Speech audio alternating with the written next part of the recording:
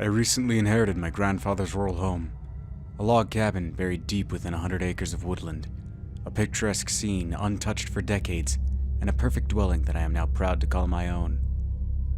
I would spend the weekends here as a child. The woodland paths, crystal clear ponds, and hidden meadows were always a welcoming change from the cramped city apartment I shared with my parents and sister. My grandfather had only one rule: never go near the woods at night. This was an easy rule to follow. Granted, I was terrified of the dark. What I looked forward to most during my visits were my trips to the hollow tree. Exactly half a mile from the cabin stands a large oak, towering over the nearby trees. Its unprecedented height is not the only unique feature. At the base of the trunk is a large cavity, giving the tree a hollow appearance. This inevitably led to the landmark's appropriate name. My eyes lit up whenever I discovered a new treasure lying within the hollow tree. My blue bicycle, a new football, and the dozens of wonderful gifts I found throughout my formative years. Grandfather never admitted to putting toys in the hollowed tree. A gift from the tree, I suppose, he would say with exaggerated confusion. I knew he was the one hiding the presents, as he was the only person living within 100 miles of the tree. But I enjoyed the game, and I never questioned my gifts from the woods.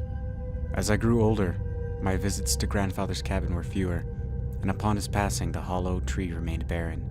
To honor him, I had his ashes placed on the mantle in an ornate urn. The path I stroll each morning leads straight to the hollow tree. I happened to glance inside its trunk as I walked past.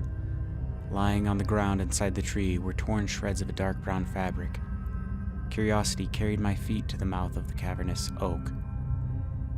As I knelt down and picked up the shredded cloth, a wave of familiarity washed over me.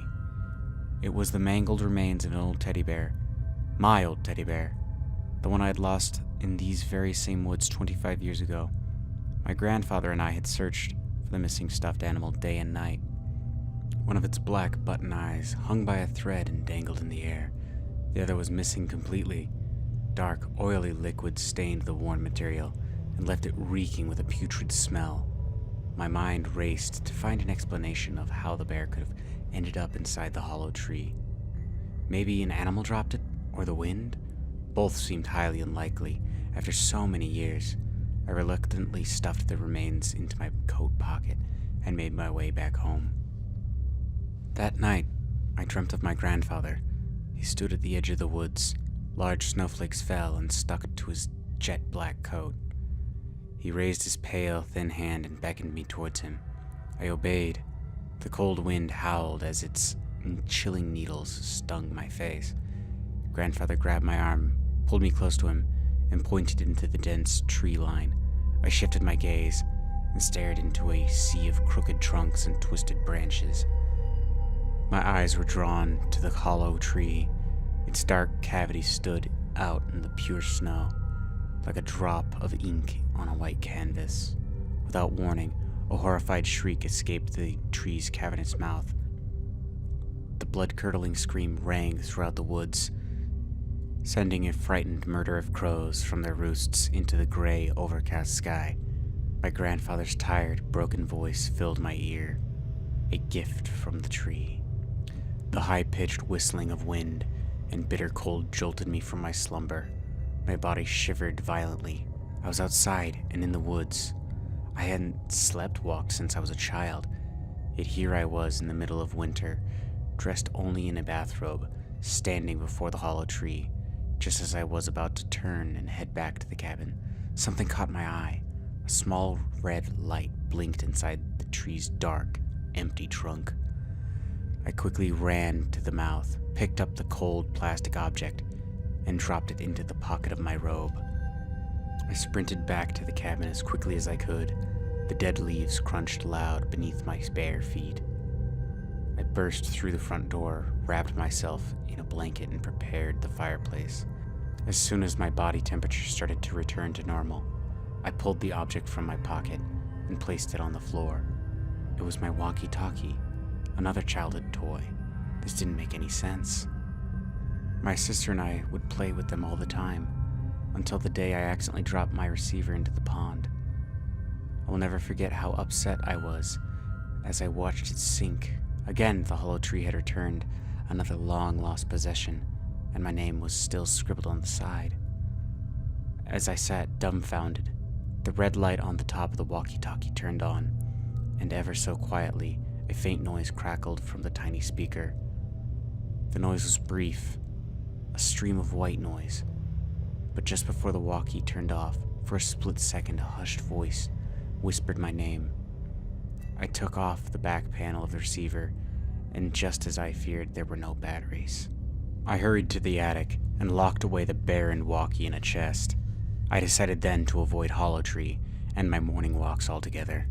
The dreams continued, the same one each night: my grandfather, the tree, his message, and the crows.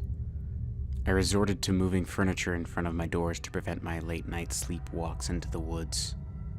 Things were going well until the day my grandfather's urn went missing. I had just returned from work. I froze as I stared upon the vacant mantel. My heart pounded in my chest. I knew exactly where it was. I laced my boots, threw on my coat, and started my short journey to the hollow tree, grabbing an axe from the woodshed on the way. Dark clouds left the world dreary, and the sun was setting. As I approached the giant oak, the unnatural stillness of the woods droned eerie silence around me. I shone the beam of my flashlight into the hollow tree, the cavern illuminated, and I crouched down to peer inside. I nearly vomited. Dark, sappy liquid dripped from the bark. On the ground, my eyes met the blank stares of 13 dead crows, their small bodies severed and completely hollowed out. I gazed upwards, and within the twisted branches, I saw the beautiful silver-gold urn. The tree was toying with me, beckoning me to climb its ancient trunk to retrieve my grandfather. Rage consumed me. Tightly gripping the axe's wooden handle, I swung as hard as I could. The sound of the blade striking the oak was unbearable. Each blow sent a sound wave of shrieks from the bark, the same scream I dreamt of each night. Thick crimson liquid gurgled from each gash. I chopped until I couldn't lift my arms. The hollowness of the bark echoed with the screams like a concert hall. With anger pulsing throughout my body, I hurled the axe with all my strength, and with a dull thud, it stuck right in the middle of the tree. Just then, the branches untangled, and the urn began to shift. I hurried to the spot directly underneath, and carefully caught it as it fell. I held the porcelain vessel like a newborn child, turning back only once to see the wounded tree still bubbling its thick, bloody sap. I placed my grandfather back on the mantel. Exhausted, I fell face first onto my couch and passed out. The dream was different this time. I met my grandfather in the woods. Only the trees had been cut down, leaving a sea of dark stumps. He whispered a new message into my ear. It does not forgive. Again I awoke to find myself in the woods, and looked out in horror. Before me stood 3 more trees with hollowed out trunks. I still believe my grandfather was the one leaving the gifts when I was a child, but I think something was watching him. Thank you all for listening to What Lies Within Hollow Tree. If you liked this, subscribe for more creepypastas coming soon.